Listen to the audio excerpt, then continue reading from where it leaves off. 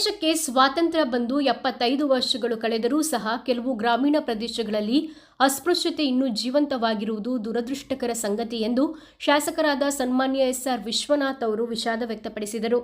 ತಾಲೂಕು ಆಡಳಿತ, ರಾಷ್ಟ್ರೀಯ ಹಬ್ಬಗಳ ಆಚರಣಾ ಸಮಿತಿ ಹಾಗೂ ದಲಿತ ಸಂಘರ್ಷ ಸಮಿತಿ, ಕೆಂಪು ಸೇನೆ ಸೇರಿದಂತೆ ವಿವಿಧ ದಲಿತ ಸಂಘಟನೆಗಳ ಆಶ್ರಯದಲ್ಲಿ ಮಿನಿ ವಿಧಾನಸೌಧದ ಆವರಣದಲ್ಲಿ ಆಯೋಜಿಸಿದ್ದ ಡಾ. ಬಿ.ಆರ್. ಅಂಬೇಡ್ಕರ್ ಅವರ 135ನೇ ಹಾಗೂ ಬಾಬು ಜಗಜ್ಜೀವನ್ ರಾಮ್ ಅವರ 119ನೇ ಜಯಂತ್ಯೋತ್ಸವ ಸಮಾರಂಭವನ್ನು ಉದ್ಘಾಟಿಸಿ ಅವರು ಮಾತನಾಡಿದರು. ಗ್ರಾಮೀಣ ಭಾಗಗಳಲ್ಲಿ ಇಂದಿಗೂ ದಲಿತರನ್ನ ಹೋಟೆಲ್ ಒಳಗೆ ಬಿಡದೆ ತಟ್ಟೆ ಲೋಟಗಳನ್ನು ಹೊರಗಿಡೋ, ದೇವಸ್ಥಾನಗಳಿಗೆ ಪ್ರವೇಶ ನಿರಾಕರಿಸೋ, ಕ್ಷೌರ ಸೇವೆ ನೀಡದಂತಹ ಅನೇಕ ಅನಿಷ್ಟ ಪದ್ಧತಿಗಳು ಮುಂದುವರಿತಾ ಇರೋದನ್ನು ಕಾಣುತ್ತಿರುವುದಾಗಿ ಅವರು ಬೇಸರ ವ್ಯಕ್ತಪಡಿಸಿದರು. ಬಾಬಾ ಸಾಹೇಬರ ಕನಸುಗಳನ್ನು ನನಸು ಮಾಡೋ ಜವಾಬ್ದಾರಿ ಚುನಾಯಿತ ಜನಪ್ರತಿನಿಧಿಗಳು ಮತ್ತು ಅಧಿಕಾರಿಗಳ ಮೇಲಿದೆ. ಸಂವಿಧಾನದ ಪ್ರಕಾರ ಕಾನೂನು ರೂಪಿಸುವವರು ಜನಪ್ರತಿನಿಧಿಗಳಾದರೆ ಆದೇಶಗಳನ್ನು ಜಾರಿಗೊಳಿಸುವವರು ಅಧಿಕಾರಿಗಳು ಮತ್ತು ಅದರ ಲಾಭವನ್ನು ಅನುಭವಿಸುವವರು ಜನರಾಗಿರುತ್ತಾರೆ. ನಾವು ಸರಿಯಾದ ದಾರಿಯಲ್ಲಿ ನಡೆದುಕೊಳ್ಳದಿದ್ದರೆ ಮಹನೀಯರ ಆಶಯಗಳು ಈಡೇರುವುದಾದರೂ ಹೇಗೆ ಎಂದು ಅವರು ಪ್ರಶ್ನಿಸಿದರು. ನಮ್ಮಲ್ಲಿ ಯಾವುದೇ ಭೇದ ಭಾವಗಳಿದ್ದರೂ ಸಂವಿಧಾನ, ಡಾ. ಬಾಬಾ ಸಾಹೇಬ್ ಅಂಬೇಡ್ಕರ್ ಮತ್ತು ಬಾಬು ಜಗಜ್ಜೀವನ್ ರಾಮ್ ಅವರ ವಿಷಯ ಬಂದಾಗ ಎಲ್ಲರೂ ಒಂದಾಗಬೇಕು ಎಂದರು. ಬೃಹತ್ ಪಾದಯಾತ್ರೆ ಇದಕ್ಕೂ ಮುನ್ನ ತಾಲೂಕು ಆಡಳಿತ, ದಲಿತ ಸಂಘರ್ಷ ಸಮಿತಿ, ಕೆಂಪು ಸೇನೆ ಸೇರಿ ವಿವಿಧ ದಲಿತ ಸಂಘಟನೆಗಳ ವತಿಯಿಂದ ಆಯೋಜಿಸಿದ ಪಾದಯಾತ್ರೆಗಳನ್ನು ವಿಶ್ವನಾಥ್ ಅವರು ಉದ್ಘಾಟಿಸಿದರು. ಕೋಗಿಲು ವೃತ್ತದಿಂದ ಆರಂಭವಾದ ಈ ಪಾದಯಾತ್ರೆಯು ಬಿಡಿಕೆ ವೃತ್ತ ಮತ್ತು ಯಲಹಂಕ ಪೊಲೀಸ್ ಠಾಣೆ ವೃತ್ತದ ಮಾರ್ಗವಾಗಿ ಮಿನಿ ವಿಧಾನಸೌಧದವರೆಗೆ ಸಾಗಿತು.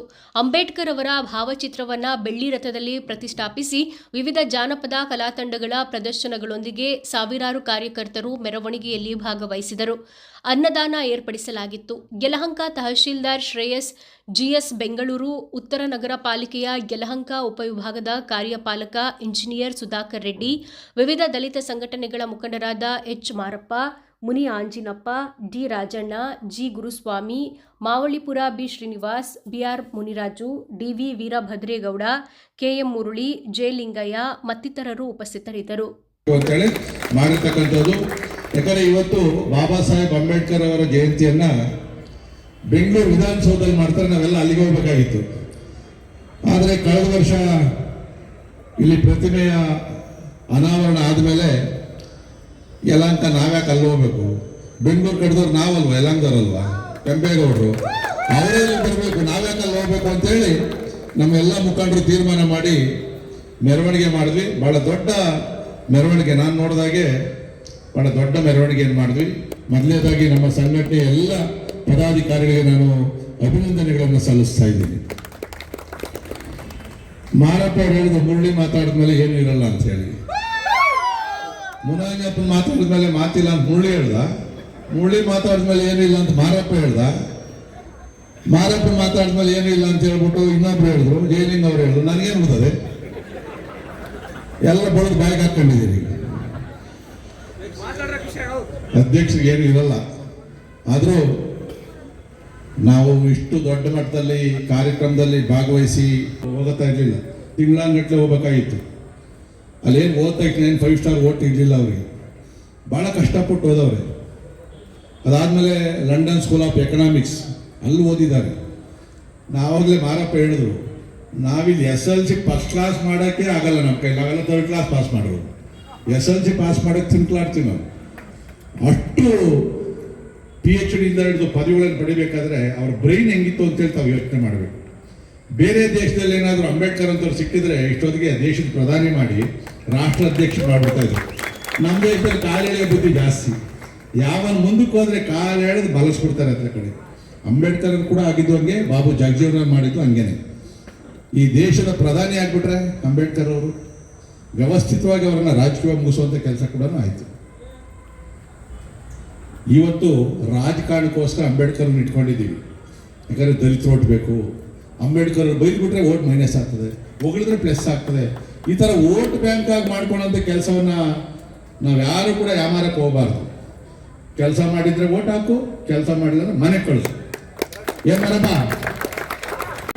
ಯಲಹಂಕ ವಿಧಾನಸಭಾ ಕ್ಷೇತ್ರದ ಯಲಹಂಕ ತಾಲೂಕಿನಲ್ಲಿ ಮಿನಿ ವಿಧಾನಸೌಧದ ಮುಂಭಾಗದಲ್ಲಿ ಸುಮಾರು ವರ್ಷಗಳ ಎಲ್ಲ ಸಂಘಟನೆಗಳ ಹೋರಾಟದ ಫಲವಾಗಿ 14 ಅಡಿ ಕಂಚಿನ ಪ್ರತಿಮೆ ಡಾಕ್ಟರ್ ಬಿ.ಆರ್. ಅಂಬೇಡ್ಕರ್ ಅವ್ರದ್ದು ಹೊಸದಾಗಿ ಸ್ಥಾಪನೆಯಾಗಿದೆ. ಸೊ ಈ ಒಂದು ಹುಮ್ಮಸ್ಸಿನಿಂದ ನಮ್ಮ ದಲಿತ ಸಂಘರ್ಷ ಸಮಿತಿ, ಕೆಂಪು ಸೇನೆ ಮತ್ತು ಇತರ ಸಂಘಟನೆಗಳು ಸೇರಿ ತಾಲೂಕು ಆಡಳಿತ ಮಂಡಳಿಯಿಂದ ಮತ್ತು ಜನಪ್ರಿಯ ಶಾಸಕರಾದ ವಿಶ್ವನಾಥಣ್ಣನವರ ನೇತೃತ್ವದಲ್ಲಿ ಇದನ್ನ ಕೋಗಿಲು ಕ್ರಾಸ್ನಿಂದ ಮಿನಿ ವಿಧಾನಸೌಧವರೆಗೆ ಬೃಹತ್ ಕಾಲ್ನಡಿಗೆ ಜಾಥಾ ಬೆಳ್ಳಿ ರಥದ ಮೂಲಕ ಅಂಬೇಡ್ಕರ್ ಅವರ ಪ್ರತಿಮೆಯನ್ನು ಮೆರವಣಿಗೆ ಮೂಲಕ ತಂದು ಇದರ ಸಹಸ್ರ ಸಂಖ್ಯೆಯಲ್ಲಿ ನಿಜವಾಗ್ಲೂ ಸಹ ಇದು ಯಲಹಂಕ ಭಾಗದಲ್ಲಿ ಇದೊಂದು ಇತಿಹಾಸ. ಸುಮಾರು ಒಂದು 3,000 ಜನ ಮೇಲ್ಪಟ್ಟು ಈ ಒಂದು ಬೃಹತ್ ಕಾಲ್ನಡಿಗೆ ಜಾಥೆಯಲ್ಲಿ ಭಾಗವಹಿಸಿದ್ದಾರೆ. ಸೊ ಈ ಎಲ್ಲ ಒಂದು ಕಾರ್ಯಕ್ರಮದ ಯಶಸ್ಸಿಗೆ ನಮ್ಮ ದಲಿತ ಸಂಘರ್ಷ ಸಮಿತಿ ಕೆಂಪು ಸೇನೆ ಜೊತೆಯಲ್ಲಿ ನಮ್ಮ ಯಲಹಂಕ ವಿಧಾನಸಭಾ ಕ್ಷೇತ್ರದ ಆಧುನಿಕ ಅಂಬೇಡ್ಕರ್ ಅಂತ ಕರೆಯುವಂತಹ ಒಬ್ಬ ವ್ಯಕ್ತಿ, ಶ್ರೇಷ್ಠವಾದ ವ್ಯಕ್ತಿ ಅಂದರೆ ಡಾಕ್ಟರ್ SR ವಿಶ್ವನಾಥ್ ಸರ್ ಅವರು. ಸೊ ಅವರ ಒಂದು ಬೆಂಬಲದಿಂದ ಈ ಕಾರ್ಯಕ್ರಮ ತುಂಬ ಯಶಸ್ವಿಯಾಗಿದೆ. ನಮ್ಮೆಲ್ಲ ದಲಿತ ಸಂಘಟನೆಗಳು ಸಹ ಇದೊಂದು ಸ್ವಾಭಿಮಾನದ ಪ್ರಶ್ನೆ, ಗೌರವಯುತ ಪ್ರಶ್ನೆ. ಈ ಒಂದು ಸ್ವಾಭಿಮಾನದಲ್ಲಿ ನಾವು ನಿಜವಾಗ್ಲೂ ಸಹ ಯಶಸ್ವಿಯಾಗಿದ್ದೀವಿ ಅಂದರೆ ತಪ್ಪಾಗಲಾರ್ದು. ಸುಮಾರು ಅಂಬೇಡ್ಕರ್ ಪ್ರತಿಮೆಯನ್ನು ನಾವು ಯಲಹಂಕ ಮಿನಿ ವಿಧಾನಸೌಧ ಮುಂಭಾಗ ಇರಬೇಕಂತ ಸುಮಾರು ಒಂದು 10 ವರ್ಷಗಳು ಹೋರಾಟ ಮಾಡಿದ್ವಿ. ಅದಕ್ಕೆ ನಮ್ಮ ಶಾಸಕರಾದ ವಿಶ್ವನಾಥ್ ಸರ್ ಅವರು ಆಶೀರ್ವಾದ ಮಾಡಿ ಈ ದಿನ ನಾವು ಅಂಬೇಡ್ಕರ್ ಪ್ರತಿಮೆಯನ್ನು ನಮ್ಮ ಹೃದಯ ಭಾಗ ಯಲಹಂಕದಲ್ಲಿ ಮಿನಿ ವಿಧಾನಸೌಧ ಮುಂದೆ ಇಟ್ಟು ಇದನ್ನು ಅದ್ದೂರಿಯಾದ ಒಂದು ಜಯಂತ್ಯೋತ್ಸವ ಕಾರ್ಯಕ್ರಮ ಹಮ್ಮಿಕೊಂಡಿದ್ದೇವೆ. ನಿಜವಾಗ್ಲೂ ಸಹ ಇದು ಎಲ್ಲ ಯುವಕರಿಗೆ ಮತ್ತು ವಿದ್ಯಾರ್ಥಿನಿಯರಿಗೆ ಅಂಬೇಡ್ಕರ್ ಅವರ ಬಗ್ಗೆ ಹೆಚ್ಚು ತಿಳುವಳಿಕೆ ಕೊಡೋದಕ್ಕೆ ಮತ್ತು ಅವ್ರ ಬಗ್ಗೆ ಅರಿವು ಮೂಡಿಸೋದಕ್ಕೆ ಈ ಒಂದು ಕಾರ್ಯಕ್ರಮ ಯಶಸ್ವಿಯಾಗಿದೆ ಅಂದರೆ ತಪ್ಪಾಗಲಾರದು. ತಮ್ಮ ಹೆಸರು? ನನ್ನ ಹೆಸರು DV ವೀರಭದ್ರೇಗೌಡ, ದಲಿತ ಸಂಘರ್ಷ ಸಮಿತಿ ಕೆಂಪು ಸೇನೆಯ ಸಂಘಟನಾ ಕಾರ್ಯದರ್ಶಿ. ಬಾಬಾ ಸಾಹೇಬ್ ಅಂಬೇಡ್ಕರ್ ಅವರ 135ನೇ ಜಯಂತ್ಯೋತ್ಸವ ಹಾಗೂ ಬಾಬು ಜಗಜೀವನ್ ರಾಮ್ ಅವರ 119ನೇ ಜಯಂತ್ಯೋತ್ಸವವನ್ನು ಜನಪ್ರಿಯ ಶಾಸಕರಾದ ಸನ್ಮಾನ್ಯ SR ವಿಶ್ವನಾಥ್ರವರ ಅಧ್ಯಕ್ಷತೆಯಲ್ಲಿ ನೆರವೇರಿತು. ಈ ಬಾಬಾ ಸಾಹೇಬ್ ಅಂಬೇಡ್ಕರ್ ಬಗ್ಗೆ ಹೇಳಬೇಕು ಅಂದರೆ ಸಂವಿಧಾನ ಶಿಲ್ಪಿ, ಮಹಾನ್ ಮಾನವತಾವಾದಿ, ವಿಶ್ವಜ್ಞಾನಿ ಅಂಬೇಡ್ಕರ್ ಅವರಿಗೆ ಜಗತ್ತಿನಲ್ಲೇ ಸಾಟಿ ಇಲ್ಲದಂಥ ವ್ಯಕ್ತಿ. ಆ ಒಂದು ವ್ಯಕ್ತಿ ಬರೆದಿರ್ತಕ್ಕಂಥ ಸಂವಿಧಾನದಲ್ಲಿ ಇರತಕ್ಕಂಥ ಮುಖ್ಯ ಅಂಶಗಳೇನೆಂದರೆ ಶಾಸಕಾಂಗ, ಕಾರ್ಯಾಂಗ, ನ್ಯಾಯಾಂಗ, ಪತ್ರಿಕಾರಂಗ. ಈ 3 ರಂಗಗಳು ಈ ಒಂದು ರಾಷ್ಟ್ರದಲ್ಲಿ ಅತ್ಯುತ್ತಮವಾಗಿ ಕಾರ್ಯನಿರ್ವಹಿಸಿದರೆ ಯಾವುದೇ ಬಡತನ ಬರಲ್ಲ, ಯಾವುದೇ ದ್ವೇಷಗಳು ಬರಲ್ಲ, ಯಾವುದೇ ಅಹಿತಕರ ಘಟನೆಗಳು ನಡೆಯಲ್ಲ ಅಂಥೇಳಿ ನಾವು ಸಂಘಟನೆ ಪರವಾಗಿ ನಮ್ಮ ಅನುಭವದಲ್ಲೇ ನಾವು ಹೇಳ್ತಾ ಇದ್ದೀವಿ. ಅವರು ಬಾಬಾ ಸಾಹೇಬ್ ಅವರು ಕೊಟ್ಟಿತ್ತು 3 ಅಂಶಗಳು. ಒಂದು ಸಂಘಟನೆ, ಶಿಕ್ಷಣ, ಸಂಘಟನೆ, ಹೋರಾಟ. ಶಿಕ್ಷಣ, ಸಂಘಟನೆ, ಹೋರಾಟ ಅನ್ನೋದು ನಿಮ್ಮ ಅಭಿವೃದ್ಧಿಗೆ ಬೆಳೆಸಿ, ಸಮಾಜದ ಯಾವುದೇ ವಿರುದ್ಧವಾಗಿ ಯಾವುದೇ ಇದನ್ನು ಮಾಡಬೇಡಿ. ನೀವು ವಿದ್ಯಾವಂತರಾಗಿ, ನೀವು ಸಂಘಟಿತರಾಗಿ ಈ ಒಂದು ಸಂವಿಧಾನದಲ್ಲಿ ಇರ್ತಕ್ಕಂಥ ಇದನ್ನು ಸಮಾಜದ ಕಟ್ಟಕಡೆಯ ವ್ಯಕ್ತಿಗೆ ನೀವು ತಲುಪಿಸಿದರೆ ಅದೇ ನನಗೆ ಕೂಡ ದೊಡ್ಡ ಗೌರವ ಅಂತೇಳಿ ಹೇಳಿದಂಥ ಮಹಾನ್ ಮಾನವತೆಯ ವ್ಯಕ್ತಿ ಬಾಬಾ ಸಾಹೇಬ್ ಅಂಬೇಡ್ಕರ್ ಅವರು. ಅವರ ಒಂದು ಇದನ್ನು ಈ ಕ್ಷೇತ್ರದ ಜನಪ್ರಿಯ ಶಾಸಕರು ಯಾವುದೇ ಭೇದ ಭಾವ ಇಲ್ಲದಿರ ಅವರು ತಮ್ಮ ಒಂದು ಇದನ್ನು ನಿಭಾಯಿಸ್ತಾ ಇದ್ದಾರೆ. ಅದೇ ರೀತಿ ದಲಿತರ ಅನುಯಾಯಿಗಳಾಗಿದ್ದಾರೆ, ಅಂಬೇಡ್ಕರ್ ವಾದಿಗಳಾಗಿದ್ದಾರೆ. ಅವರಿಗೆ ನಾನು ಈ ಸಂದರ್ಭದಲ್ಲಿ ಅವ್ರಿಗೂ ಸಹ ಧನ್ಯವಾದಗಳನ್ನು ತಿಳಿಸಲು ಇಷ್ಟಪಡ್ತೀನಿ. ತಮ್ಮ ಹೆಸರು? ಜೆ. ಲಿಂಗಯ್ಯ, ಡಾಕ್ಟರ್ ಅಂಬೇಡ್ಕರ್ ಹಿತರಕ್ಷಣಾ ಸಮಿತಿ ರಾಜ್ಯಾಧ್ಯಕ್ಷ. ವಿಶ್ವನಾಯಕ, ಮಹಾನಾಯಕ ಡಾಕ್ಟರ್ ಬಾಬಾ ಸಾಹೇಬ್ ಅಂಬೇಡ್ಕರ್ ಅವರ 135ನೇ ಜನ್ಮ ದಿನಾಚರಣೆ ಮತ್ತು ಬಾಬು ಜಗಜೀವನ್ ರಾಮ್ ಸಾಹೇಬರ 119ನೇ ಜನ್ಮ ದಿನಾಚರಣೆ ಪ್ರಯುಕ್ತ ಇವತ್ತು ಯಲಹಂಕ ತಾಲೂಕು ವ್ಯಾಪ್ತಿಯಲ್ಲಿ ಈ ಬೃಹತ್ ಮೆರವಣಿಗೆ ಮೂಲಕ, ಬೆಳ್ಳಿ ರಥದ ಮೂಲಕ ಮಹಾಶಯರ ಒಂದು ಆಶಯಗಳನ್ನು ಈಡೇರಿಸೋರು. ಇವತ್ತು ನಾವೆಲ್ಲ ಯಲಹಂಕ ಮತಕ್ಷೇತ್ರದ ಶಾಸಕರಾಗಿರ್ತಕ್ಕಂಥ SR ವಿಶ್ವನಾಥ್ರವರ ನೇತೃತ್ವದಲ್ಲಿ ಇವತ್ತು ವಿಜೃಂಭಣೆಯಿಂದ ಈ ಕಾರ್ಯಕ್ರಮನ ನಡೆಸ್ಕೊಟ್ಟಿದ್ದೀವಿ. ಸಾವಿರಾರು ಸಂಖ್ಯೆಯಲ್ಲಿ, ಯಾಕಂದರೆ ಇವತ್ತು ಬಾಬಾ ಸಾಹೇಬ್ ಅಂಬೇಡ್ಕರ್ ಅವರ 14 ಅಡಿಗಳ ಬೃಹತ್ ಕಂಚಿನ ಪ್ರತಿಮೆ ಉದ್ಘಾಟನೆ ಮಾಡಿ 1 ವರ್ಷದ ನಂತರ ಇವತ್ತು ನಾವು ಪ್ರಥಮ ಬಾರಿಗೆ ಯಲಹಂಕ ತಾಲೂಕಲ್ಲಿ ಈ ಬೃಹತ್ ವಿಜೃಂಭಣೆಯ ದಿನಾಚರಣೆನ ಆಚರಣೆ ಮಾಡ್ತಾಯಿದ್ವಿ. ಈ ಶುಭ ಸಂದರ್ಭದಲ್ಲಿ ಎಲ್ಲ ನನ್ನ ಯಲಹಂಕ ತಾಲೂಕು ಮತಕ್ಷೇತ್ರ ಅಲ್ಲದೆ ಎಲ್ಲ ಇಡೀ ನಾಡಿನ, ಇಡೀ ದೇಶದ, ಇಡೀ ವಿಶ್ವದ ಎಲ್ಲ ಡಾಕ್ಟರ್ ಬಾಬಾ ಸಾಹೇಬ್ ಅಂಬೇಡ್ಕರ್ ಅವರ ವಿಚಾರಗಳನ್ನು ಅರ್ತಿರ್ತಕ್ಕಂಥ ಎಲ್ಲ ಮಹನೀಯರು, ಎಲ್ಲ ದೇಶಗಳಿಗೆ, ಎಲ್ಲ ಪ್ರಬುದ್ಧ ನಾಗರಿಕರಿಗೆ ಭೀಮ ಜಯಂತಿಯ ಶುಭಾಶಯಗಳನ್ನು ಹೇಳ್ತಾ, ಬಾಬಾ ಸಾಹೇಬ್ ಅಂಬೇಡ್ಕರ್ ಅವರ ಗುಣಗಾನ ಮಾಡಲಿಕ್ಕೆ ಯಾವುದೇ ಅಕ್ಷರಗಳು ನಮ್ಮಲ್ಲಿಲ್ಲ. ಅದು ಯಾರಿಗೂ ಸಾಧ್ಯವೂ ಇಲ್ಲ. ಅಂಥ ಮಹಾನ್ ಮೇರು ಪರ್ವತ ಮಹಾಜ್ಞಾನಿ ಅವರು ಅಪರಂಜಿ ಅಂದರೆ ಅದಕ್ಕೆ ವ್ಯಾಖ್ಯಾನನೇ ಇಲ್ಲ. ಆ ಥರದ್ದು ಮಹಾನಾಯಕನ ಒಂದು ಹುಟ್ಟುಹಬ್ಬದ ಆಚರಣೆ ಮಾಡ್ತಕ್ಕಂಥ ಸಂದರ್ಭ ನಮಗೆ ಒದಗಿ ಬಂದಿರೋದೇ ಒಂದು ಸಂತೋಷದಾಯಕ ವಿಚಾರ. ಇಂಥ ಸಂದರ್ಭದಲ್ಲಿ ಎಲ್ಲ ಇವತ್ತು ಬಾಬಾ ಸಾಹೇಬ್ ಅಂಬೇಡ್ಕರ್ ಅವರ ಏನು ಆಶಯಗಳಿದ್ದು ಸಂವಿಧಾನದ ಎಲ್ಲ ಆಶಯಗಳು ಈಡೇರಲಿ.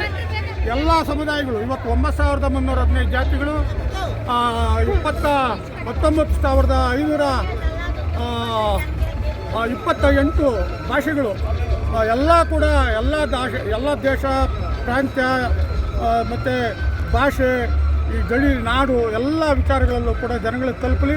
ಸಂವಿಧಾನ ಆಶಯಗಳು ಈಡೇರಲಿ.